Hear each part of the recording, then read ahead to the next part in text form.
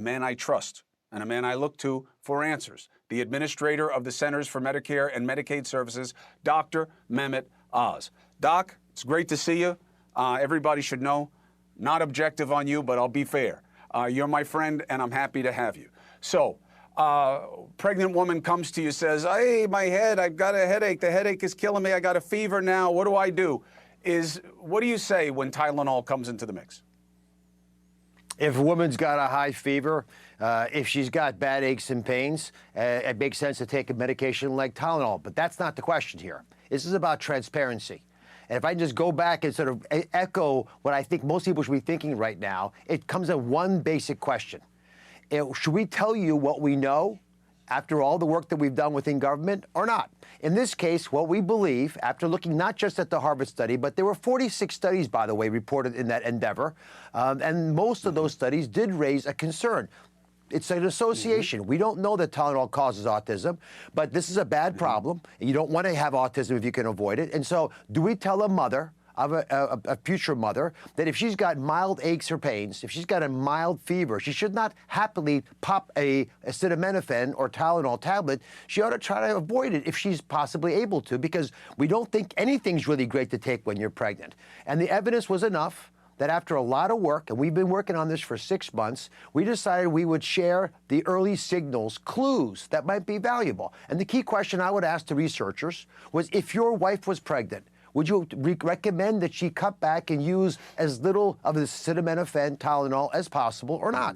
And most people said, yeah, why would you take more than you need to? That was the main purpose of the information release. The same thing, by the way, for the prescription medication leucovorin. Here's a situation where we believe some children, and the studies are small, but probably 250 kids in aggregate, some children have a problem getting folate, which is a B vitamin, foliage, B vitamin, leafy greens, have trouble getting that into their brain. This prescription medication, again, a doctor has to write it for you, might be an effective way of getting more folate into your brain, and by doing that, maybe help you recover from the autism. In the studies, about half the kids seem to show some benefit. Do we tell you or not? Chris, here's the big fact. To truly know if prescription leucovorin is going to cure autism, we need at least 5 years more of research. To truly know if acetaminophen or Tylenol is dangerous to a pregnant woman and creating autism in a child, at least 5 more years of research. But what do you tell the mom today whose 3-year-old child starts showing signs of autism? What do you tell the mom who's pregnant right now, who's got a she stubbed her toe and she thinks, oh my goodness, that hurts, but it's not that bad. Maybe I'll pop a pill. No, the answer to that question is, if you know what I know, you won't just pop the pill. If you have a higher fever, if you've got big aches and pains, call your doc, definitely take the medication. Doc, if that's what had happened here, you and I would not see each other until there is another story that warrants me banging on your door to ask you to come on. The problem here is a double-edged sword. The president didn't say that. What the president said was wrong. I know he's not a scientist. I know he's not a clinician. I know he's not a doctor. But that's what he said. And then the other edge of the sword is, none of you guys can say he's wrong. So now everybody's backpedaling. They're telling me that the Harvard guy agrees with Trump. He said the same thing. He never said the same thing unless he was getting paid to say it.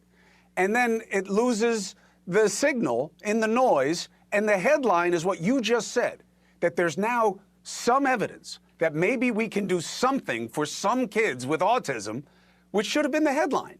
But it got stepped on, and nobody wants to touch that. Do I have it right or no? No, Chris. The president literally used many of the words that I'm using right now. Especially the material that he read, he very specifically said that we ought to be cautious about using Tylenol. It should be reserved for cases of high fever. Doc, he said Tylenol is bad. Don't take it. It's not good. Good is not taking it. That's what he said. There's no upside. There. I was there. You don't have to be there to hear it. I was standing next to him. I'll play it right now. It's way closer to what I'm saying than you. Okay. But he said many things, but he got the words out that I said. Here's the bigger story, Chris. If he had to cure the cancer, because he said it, they would be torn apart. Let me ask the big question to you. Not from here. a political perspective. Not here, Doc. What's the advantage? Not with me. What? No, not. But not what's with the me. advantage Not with me, Doc. to the president talking about this medication? What does he gain out of this? He cares so much about these children. He's so passionate about these. He's been talking about it for years. That when he heard this, because he asks, what's the data? What are you guys finding? Well, the first two things we found, we brought to him. He said, those are so important. I want everyone to know. If one woman can take a little less Tylenol in her pregnancy because she doesn't think it's 100% safe, which even the company agrees you shouldn't take if you don't need to, then of course that's a good sign. So you may not agree with the way he said it, but what he said is important. Well, every woman in America who's pregnant now knows it's a concern. Listen, and that's fine. And I'm fine. I said it off the top. Listen, in my household, we don't take anything until we're like a step from death. You know, my wife is like, you take as little of whatever it is. If you have a fever, your body is sending you a message. Let's see what the message is. And so I've been sweating for 2 days, okay? Listen, I'm with you. I'm just saying, I know how we got here, and this administration promised better than maybes being twisted into musts. That's why I wanted to have the conversation. And I appreciate you clarifying it, and you're always welcome here to do so, and you are a trusted source for me. Thank you, Chris.